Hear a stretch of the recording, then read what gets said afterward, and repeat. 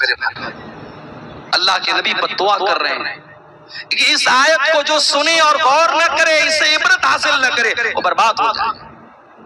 اللہ اس آیت کے اندر کیا کہہ رہا ہے؟ عقل مندوں کے لیے کائنات کے اندر نشانی ہے، اور عقل مند کون ہے؟ جو بیٹھ کر کے، کھڑے ہو کر کے اور لیٹ کر کے اللہ کو یاد کرتے ہیں۔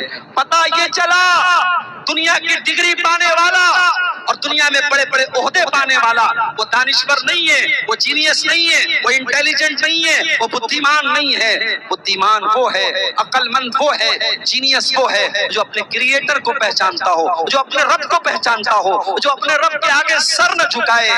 آج آپ دیکھ لیجئے، بڑے بڑے پڑھے لکھے لوگ ہیں، بڑے قابل لوگ ہیں، اور صاحب وہ کسی جانور کی عبادت کر رہے ہیں، کسی ندی کو اپنا معبود کہہ رہے ہیں، شرمگاہ کی عبادت کر رہے ہیں، چوہے کتے بلی بندر کی عبادت کر رہے ہیں۔ میرے بھائیو، انسان کی عقل جب ماری جائے وہ شرک کرتا ہے، وہ کریشن کے آگے جھکتا ہے، اور انسان جب جینیس ہوتا ہے وہ کریٹر کے آگے جھکتا ہے۔ اللہ نے فرمایا کہ جینیس وہ لوگ ہیں، عقل مند وہ لوگ ہیں جو صبح شام اللہ کو یاد کرتے ہیں اور کائنات پہ غور کرتے ہیں، اور غور کرنے کے بعد اس نتیجے پر پہنچتے ہیں کہ اے اللہ تو نے اس کائنات کو بیکار پیدا نہیں کیا۔ تو اللہ کے نبی تہجد میں رو رہے ہیں۔ ہم اور آپ اپنے نبی کے اس واقعے سے، اپنے نبی کی سیرت کے اس واقعے سے عبرت حاصل کریں کہ کیا آج ہم اور آپ بھی تہجد کی نماز کا اہتمام کرتے ہیں؟ کیا ہمارا نوجوان کرتا ہے؟ اور کیا تہجد کی نماز پڑھتے وقت کبھی ہماری آنکھوں سے بھی آنسو آتے ہیں؟ اللہ کے نبی تو تہجد کی نماز میں رو رہا ہے۔ اور آگے بڑھیے، ایک اور موقع یاد کیجئے جب اللہ کے نبی کی آنکھوں سے آنسو آئے تھے۔ بخاری کے الفاظ ہیں، اللہ کے پیارے نبی اپنے صحابی حضرت عبداللہ بن مسعود سے کہتے ہیں کہ اے عبداللہ اقرا علی القرآن، اے عبداللہ تم مجھے قرآن پڑھ کر کے سناؤ۔ حضرت عبداللہ نے فرمایا اے اللہ کے نبی میں آپ کو قرآن کیسے پڑھ کے سناؤں؟ وعلیک انزل، یہ قرآن تو آپ ہی کے اوپر اتارا گیا ہے۔ اے اللہ کے نبی میں آپ کو قرآن کیسے پڑھ کے سناؤں؟ آپ تو خود صاحب قرآن ہیں، آپ کے اوپر تو قرآن اترا ہے، میں آپ کو قرآن کیسے سناؤں؟ آپ نے فرمایا انی احب ان اسمعہ من غیری، اے عبداللہ آج میں کسی دوسرے کے منہ سے قرآن سننا چاہتا ہوں۔ او لوگو، ہمارا نبی تو قرآن کو سننے کی تمنا کر رہا ہے، ہمارے نبی تو قرآن سننے کی تمنا کر رہے ہیں، جبکہ ہمارے نبی تو رات و دن قرآن پڑھنے والے ہیں۔ او لوگو، او نوجوان ساتھیوں، رات و دن موبائل میں اور سوشل میڈیا میں ملوث رہنے والے میرے نوجوان ساتھیوں، کبھی ذرا سوچو تم نے آخری بار قرآن کو کب پڑھا تھا؟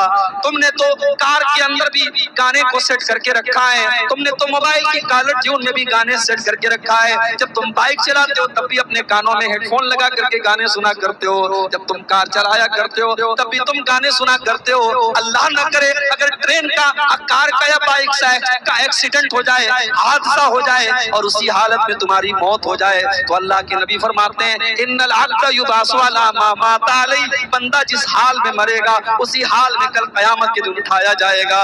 میرے نوجوان ساتھیوں، اگر ہو سکے اپنی مصروف زندگی میں سے کچھ ٹائم قرآن کو سننے سنانے کے لیے بھی نکال لیا کرو، شاید اسی حالت میں ہماری موت آ جائے تو کم سے کم اللہ کے یہاں ہم اللہ کی بارگاہ میں نجات تو پا سکتے ہیں کہ ہم قرآن پڑھتے وقت پڑھتے ہوئے دنیا سے آئے تھے۔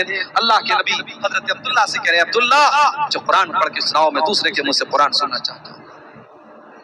آج ہمارے بہت سارے نوجوان بھائی کہتے ہیں ہمیں میوزک سے سکون ملتا ہے، ہم کوئی اپنی پسند کا میوزک سنتے ہیں تو ہمارے دل کو سکون ملتا ہے۔ میں کہتا ہوں وہ دل مردہ ہے، وہ دل مر چکا ہے، وہ دل ڈیڈ ہو چکا ہے جس دل کو میوزک سے سکون ملتا ہو، اس لیے کہ ایمان والے کے دل کو تو میوزک سے سکون نہیں ملتا ہے، ایمان والے کے دل کو اللہ کے ذکر سے سکون ملتا ہے۔ الا بذکر اللہ تطمئن القلوب، میرے بندو تمہارے دلوں کو اللہ کے ذکر سے سکون ملتا ہے۔ آپ نے کہا عبداللہ تمہارے منہ سے قرآن سننا چاہتا ہوں۔ اور یہاں ایک بات اور نوٹ کر لو، صحابہ میں ہر صحابی کی اپنی ایک کوالٹی تھی۔ کوئی صحابی لڑنے میں ماہر ہے، کوئی صحابی علم میں ماہر ہے، کوئی صحابی فتویٰ دینے میں ماہر ہے، ہر صحابی کا اپنا ایک کردار ہے۔ حضرت عبداللہ بن مسعود رضی اللہ تعالیٰ عنہ قرآن کے بہت اچھے قاری تھے، قرآن بہت اچھا پڑھتے تھے، بلکہ اللہ کے نبی خود فرماتے ہیں اگر کسی کو قرآن ایسا سننا ہو جیسے قرآن ابھی تازہ تازہ اتر رہا ہے اور نازل ہو رہا ہے، ایسا قرآن اگر کسی کو سننا ہے تو عبداللہ بن مسعود سے سن لو، یہ قرآن کتنا بہترین ہے۔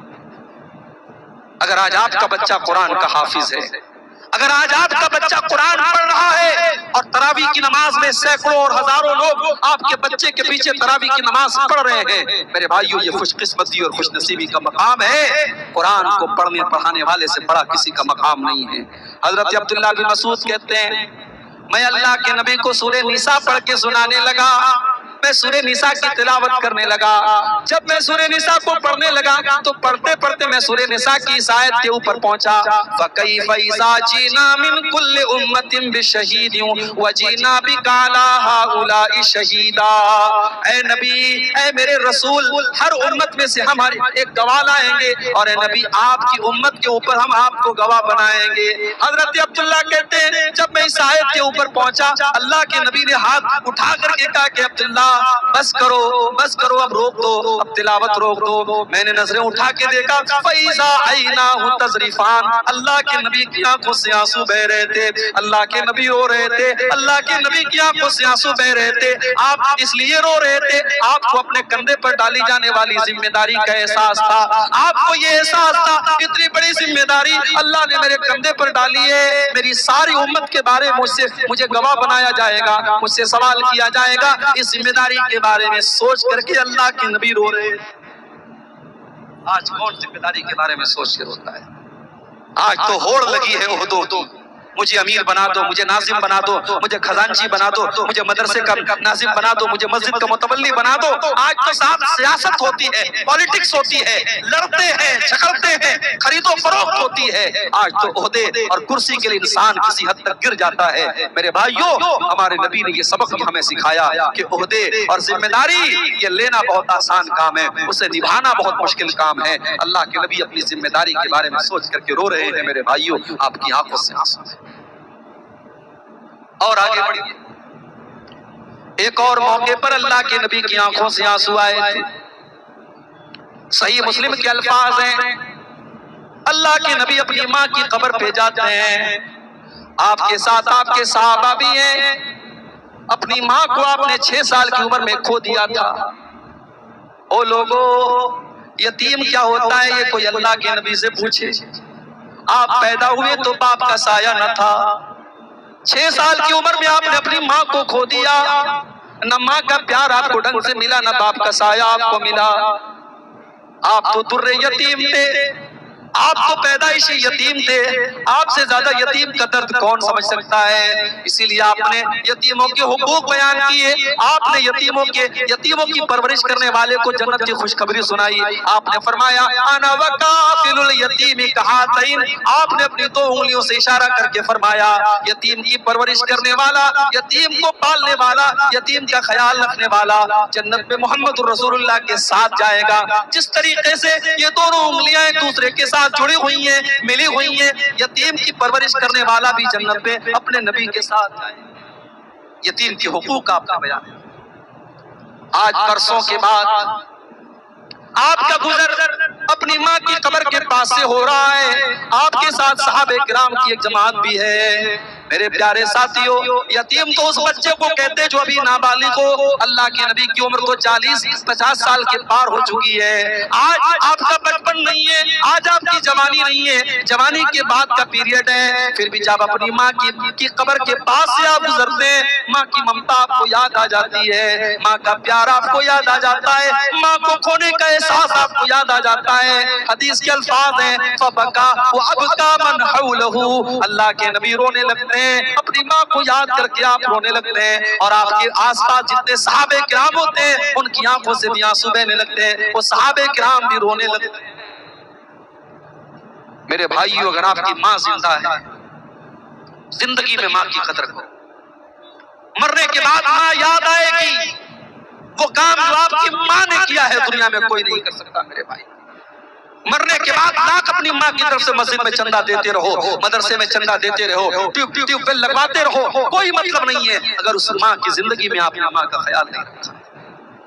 اللہ کے نبی اپنی ماں کو یاد کر کے رونے لگتے ہیں۔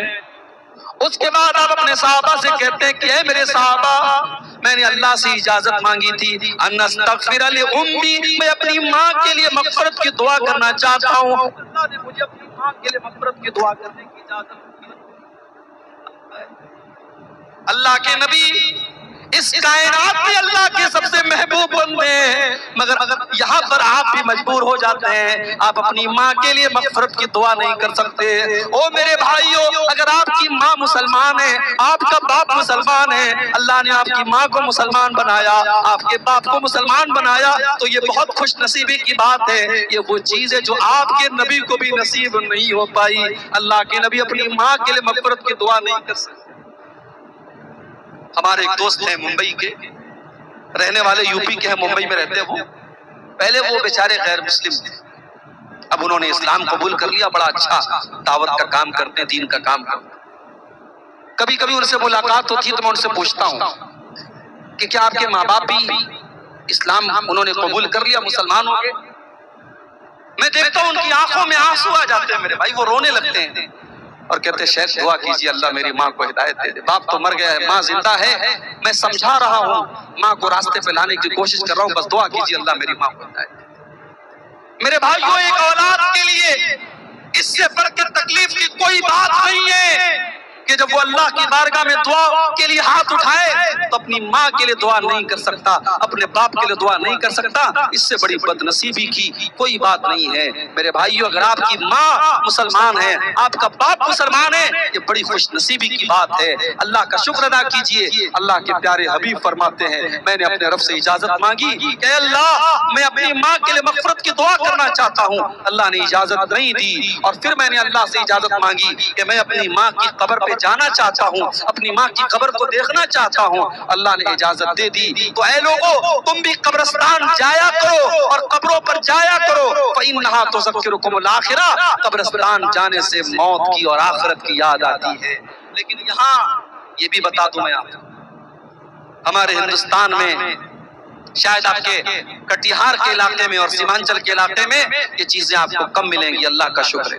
تھوڑا سا آپ اور ادھر چلے جائیں، تھوڑا سا آپ یو پی کی طرف چلے جائیں، راجستھان کی طرف چلے جائیں، دلی کی طرف چلے جائیں، کوئی شہر خالی نہیں ہے، کوئی شہر خالی نہیں ہے جہاں بزرگوں کی قبروں کے نام پر بڑے بڑے مقبرے بنے ہیں، اور جہاں بڑی رونق لگی ہے، مرد و عورتوں کا جمگٹ ہے، اور وہاں باقاعدہ شرک ہو رہا ہے اور اللہ کو ناراض کرنے والے کام ہو رہے ہیں۔ میری پیاری ماں اور بہنوں، ایسی ہی عورتوں کے بارے میں اللہ کے نبی نے فرمایا تھا لعن اللہ زوارات القبور، ایسی عورتوں پر اللہ کی لعنت ہو جو بہت زیادہ قبرستان جاتی ہیں۔ اسی لیے علماء نے کہا کبھی کبھار عورتیں قبرستان جا سکتی ہیں، اپنے باپ کی، اپنے شوہر کی، اپنے بھائی کی قبر کو دیکھنے کے لیے، موت کو یاد کرنے کے لیے جا سکتی ہیں، مگر جو عورتیں بہت زیادہ قبرستان جاتی ہیں اللہ کے رسول نے لعنت فرمائی ہے۔ میرے پیارے ساتھیوں، یہاں بھی اللہ کے نبی نے وہی بات کہی کہ تم قبرستان جا سکتے ہو، جایا کرو، قبر پر جانے سے تم کو آخرت کی یاد ہے۔